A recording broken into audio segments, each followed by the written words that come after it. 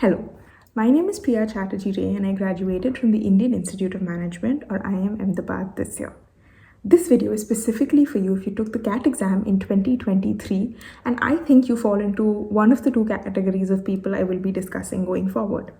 First, you either thought that the exam went really well for you, and if that's the case, congratulations. Second, you belong to that category of people for whom the exam was a complete disaster. And if that is so, I think this is the perfect video for you. Firstly, for those of you who think that the exam was a disaster, I just want to tell you that you're not alone. For centuries before you, there have been students who have taken multiple CAT exams and multiple other competitive exams and have invariably come out of the exam hall ranting at the organizations or the institutions that had the paper because they were too difficult. Personally, in my year, I had thought that the VARC section was incredibly difficult in my slot, which was CAT 2020. There was a different slot that thought that LRDI was too difficult. There was one slot that thought that all of their sections were very difficult. It keeps happening. It happened in 2020, it happened in 2021, it happened in 2022, it happened with you. All I can say is whatever happened has happened because the paper was not just difficult only for you. There are thousands and lakhs actually of students who thought that that paper was difficult. So if you thought that the paper was difficult for you, know that there's probably someone who found it even worse. And the good thing about difficult papers is that when they're difficult for everyone, it just makes it so much easier for you to get a higher percentile. A lower score gets you a higher percentile, and that means that you're more or less sorted going forward. If you're still afraid, I want to let you know that there are many business schools out there that prioritize things other than the CAT score and the CAT percentile when they consider admissions into their programs. These schools give more weightage to profiles and to ideas like your group discussion and your personal interview, and these are the schools you should look at going forward because these form the safety net of your future. One such business school that I want to talk to you about today is the Aditya School of Business Management or ASBM. ASBM offers a postgraduate diploma in management or a PGDM program with a highly experienced faculty consisting of industry professionals who bring a wealth of real-world knowledge and hands-on experience to the classroom. Like some of the best business schools in the country, they have regular industry visits, capstone simulation and live projects, and a state-of-the-art finance lab that allows you to gain hands-on experience, practical insights, and an actual understanding of what the business world looks like that you're planning on going into. The research conferences and case studies and student-led industry connects in the form of conclaves, guest lectures, summits, and seminars provide a platform for invaluable insights and allow you to engage with industry experts, which gives you an edge over your competitors. With placement opportunities being slim as they are in the current scenario, it becomes very important for you to consider the kind of ROI that any business school brings to you. And at that point, you must consider certain things like the add-on certifications in specialized fields that you get from schools like ASBM. Be it business analytics or digital marketing, these certifications really help you build a foothold in the industry. Moreover, with a very strong alumni network and valuable opportunities of networking and receiving career support, it builds the kind of foundation that you need to launch yourself into an industry going forward. And all of this comes at an affordable cost. So that was one of the ways forward for you. There is one more thing that you can do at this point, which is to focus on the other exams that are coming up for you. And this is advice not only for people who thought that this particular exam went badly, but for all those who also thought that the exam went really well for them, because you should never put all your eggs in one basket. Doing so is more or less disaster because you don't know what is ahead of you in terms of the GDPI rounds of the different B schools out there. It can be really cutthroat. I know people who have scored 99.99 percentile and still not made it to the B schools of their dreams. But we'll discuss GDPIs later and I'll come up with a program to help you with it. Let's focus on the next part of this video, which is possibly what you clicked on this for, which is the XAT Preparation Guide. I took the XAT exam in 2021 and I just think that it was one of the most transformative exams that I personally took. I performed better in it than the actual CAT exam because I enjoyed the preparation and the attempt of this examination so much more than the CAT exam. Most of the questions that I've been getting have been about preparation and what your strategy should be like. I will make a separate video about how to attempt the XAT paper, because I personally found it to be very, very different from the CAT exam, because it's a 3-hour exam, and while there are different sections, it is quite fluid, as in you can switch between the different sections at different points in time. There are minus marks for not attempting all the questions. You can't really just keep skipping everything, because you'll end up getting minus marks. We'll discuss that at a later stage when I talk to you about your attempt strategy. This video is going to be more about the preparation. So let's get started. First, let's talk about the Quant and DI section. From the previous few papers that I have seen, XAT usually gives 28 questions in the Quant and DI section, which has 3 sets of DI with 3 sets of questions each. And these are some complex DI sets. I've seen spider charts and even radial charts in the past. And it has 19 quant questions. Now, I don't know if you remember, but when I was telling you the important topics for CAT, I had said that you don't need to cover all the quant topics. You can just do focus on arithmetic and go for the exam. Unfortunately, that's not the case for XAT, because XAT questions are usually a combination of different topics when they come in the exam, and they tend to be much lengthier as well. Now, the good thing about this is that there are the similar amount of weightages given to each section. Just off the top of my head and from what I remember during my time, the important topics for you in the quant section would be to study topics like ratio, averages, percentages, profit and loss, time, speed and distance, time and work, functions. There is definitely a functions question every year, and it's always a very easy question that comes. Geometry, especially trigonometry, set theory and modern math. I know a lot of you will be abusing me in your head because I'm telling you to do modern math, and especially probability out of modern math and PNC. But let me tell you that the sums that come in XAT from all of this are very basic sums. These are the sums that if you put your pen down, take some time to solve, you will be able to solve it without stressing so much. In CAT, the idea was to get the correct trick to solve a sum and to move on quickly to be able to attempt as many questions as possible, right? The thing about XAT is that there aren't really many tricks to solve these sums. They are lengthier sums. They are more principle-based sums. So the way to prepare this would be to go through all the formula that there are and to look at very basic level solving, and to also look at maybe doing a few higher level difficulty sums. If you are able to spend enough time doing these sums, then what happens for you is when the paper comes, and if you give it maybe even 3 to 5 minutes per sum in that paper, you will be able to solve it. I personally was able to do much better in the XAT Quant and DI section than in the CAT section, because I didn't have to think so fast. I could take my time with each problem, really think about it, and without even knowing some aspects, just back calculate or work my way to the correct answer. And this is something that I found was true for XAT. So in terms of preparation, I would tell you to practice all previous year questions that have arrived in the XAT. Make sure that you try to solve the sums that you're doing completely instead of trying to apply tricks to them, because I think tricks often backfire as far as XAT questions are concerned in the quant section.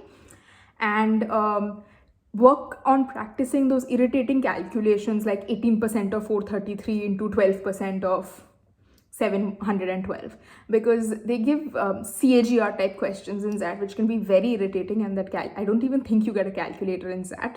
But if you can solve these sums, it is very easy for you to score well. Moving on to my favorite section, which is the verbal section. For those of you who hated logical reasoning in the CAT exam, this is a great opportunity for you, because you don't really have logical reasoning anymore. It's like something that's combined into verbal. And luckily for you, the VARC section of CAT is very, very similar to the VA section of XAT. So if you've prepared for CAT and you have followed the 50-day revision plan that I had suggested, then you should be more or less ready for the XAT exam. There are a few new things that will come up now, and I will address them one by one. There will be 14 RC questions, similar to what you've done before. Out of this, maybe a few will be based on a poem, and I'll discuss the poem RCs a little later.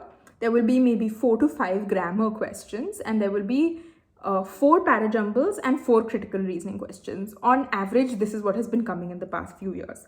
The new thing here is critical reasoning, but if you remember in the resources that I shared with you for the CAT exam, I had told you to practice critical reasoning from GMAT, and I think I will continue to suggest just that to you. It is the holy grail for preparation for verbal, because the RCs that you will get now will be one level tougher almost.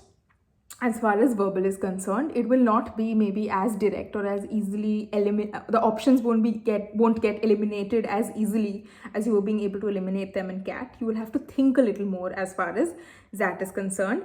So start going through the GMAT questions and the GMAT critical reasoning Bible, and which should give you enough foundation to learn how to do critical reasoning. Also, you have to understand some basics like what does an assumption mean, what does an assertion mean, what does a conclusion mean, what is a course and what is an action, all of that. As far as a good YouTube channel or a place to learn this would be, I would suggest that you watch some videos about what each of these means. So assertion, assumption, conclusion, course, action, all of that. Preferably from a foreigner and who's teaching GMAT students. Don't try to learn it from any Indian YouTuber. Personally, that's my opinion, because XAT critical reasoning is pretty much equal to GMAT, and I think the folks who are teaching abroad or the folks who are teaching specifically for GMAT have been at it for a longer time, and they'll be able to provide you a better foundation or base for critical reasoning. So that would be my suggestion for critical reasoning. For poem RCs, honestly, when I had to do poem RCs, I didn't understand what was happening in it. Usually it's not as direct or as to the point as what we have gotten used to in the CAT exam. And you usually have to go 2 levels, 3 levels deeper in the actual exam. So I think in the paper, unless it is a simple RC, that a poem that you can understand and maybe you've read before, or maybe whose meaning or deeper meaning you know, I would suggest not getting stuck on it, because it's a very 50-50 game on getting on getting a poem RC correct or incorrect. For grammar, I think you should brush up on your verbs, tenses, and prepositions, because this will help you in the fill in the blanks questions and the error detection questions. Personally, when I would do it, I would shut my eyes and use each option to solve whatever sentence they had given, and whatever sounded the best to me is what I would mark. Well, I would suggest you open like a Renan Martin or something and go through the rules of prepositions, verbs, tenses, because these are the 3 things that come, and covering these 3 will be enough for your verbal section. Okay, now coming to the decision making section, which personally was my favorite in the XAT, because and contrary to what everyone else said, I don't think you can game this section. It is just something that you have to learn to do via practice, and I'll tell you what I had done.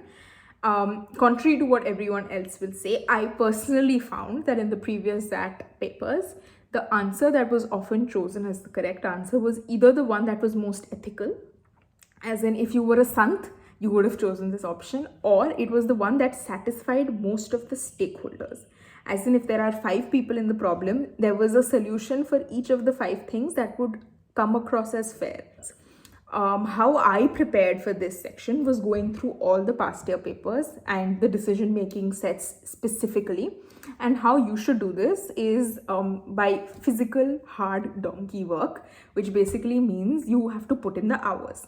You take 2 DM questions, 30 days from now, take 2 to 3 DM questions every day, and either on your laptop or on a piece of paper, write down why you think each of the options is correct and incorrect. So you have to write down the words in the DM passage that is given to you that are your supporting examples or your supporting reasons for calling that option correct or calling that option wrong. If you do this, what happens is you build this entire analysis of the past year questions that have come, and you can see what the correct application or the correct answer is when what keyword comes out. So usually it's not just about the keywords that you think are important. In the solved answers, you will also find the keywords that the XAT papers have given. And if you see this more or less matches and you analyze over the past few years, it seems that you will know which keywords want you to choose which kind of answer. That's personally what I had done, so I would suggest that you do the same. Take multiple sets of DM every day and write down word for word, like pick out words from the paragraph that you think should be applied to all of this. Okay, so that covers the DM section. Now let's come to the most dreaded aspect of XAT, which is GK. Now the first thing I want to tell you, in case you didn't know already, that GK doesn't form a part of your percentile. It is something that is considered in your interview stage. So I'll tell you what I had done.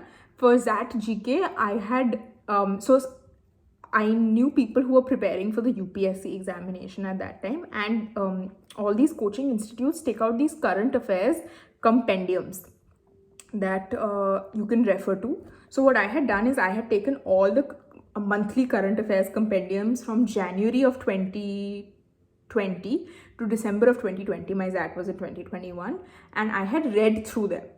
I used Career Launches Compendium because I was their student, so I had access to their website. I don't know if non-students have access to their websites, but honestly, any UPSC current affairs compilation or compendium should be enough for GK.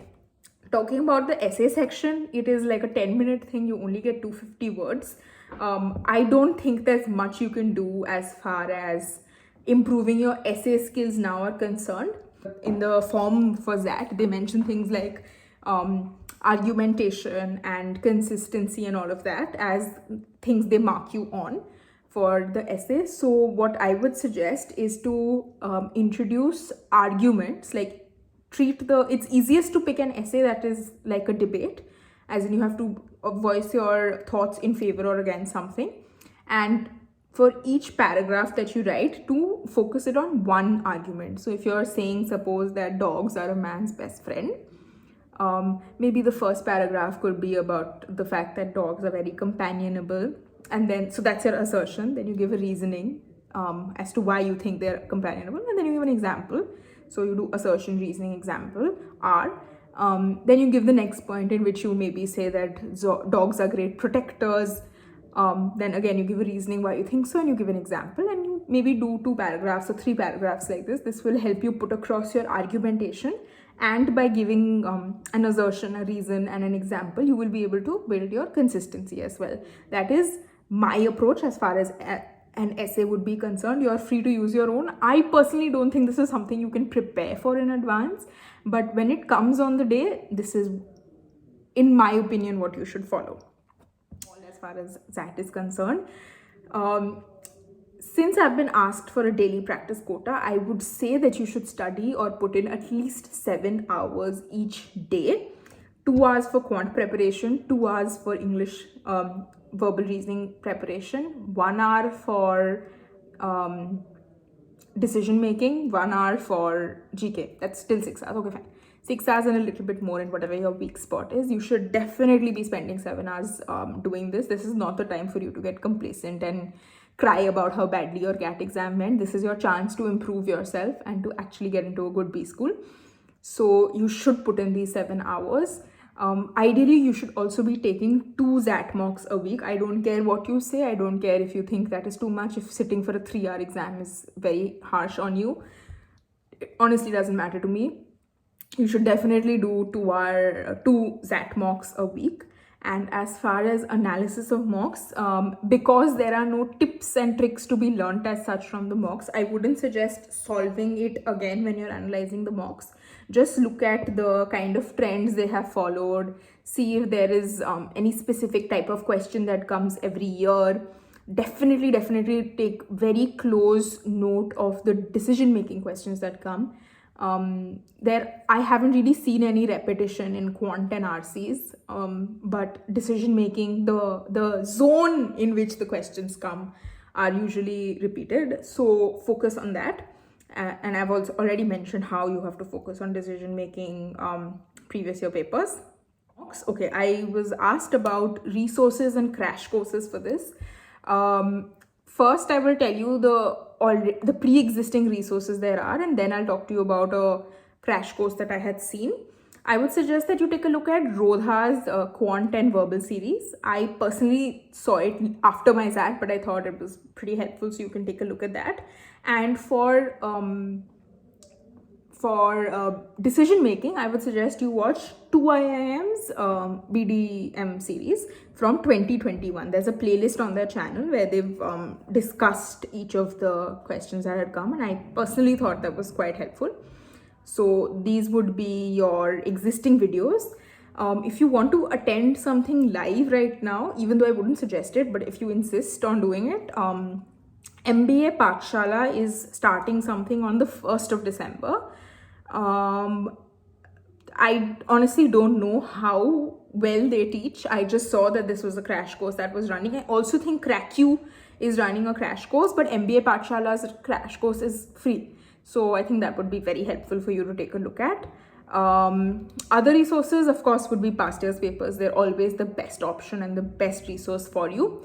Other resources, I would suggest doing a higher level of difficulty sums as far as quant is concerned. So if you do follow Arun Sharma, then maybe LOD 2 and 3 is something that you should look at. For GK, you can also refer to this website called GK Mojo. For mocks, again, I had only taken career launcher mocks. Yeah, I think that covers all the aspects as far as preparation goes. If you have any questions, you can leave them in the comment section below and I will be happy to answer them. And I will also share my attempt strategy. Like I did for CAT, I'll share it maybe a week or so before your XAT exam, so like around Christmas. Okay, so make sure to like, share, subscribe, ring the notification bell, leave a comment with any questions you may have either on YouTube or on Telegram, and I'll be happy to address them. Make sure to check out the Aditya School of Business Management. I will leave a link to their website in the description box below. And as a special surprise, I will also leave a discount code or a coupon code in the description box below that you can use to get a discount off of the registration fees for the business school. Yeah, so I think that wraps up this video. Thank you so much for watching and best of luck.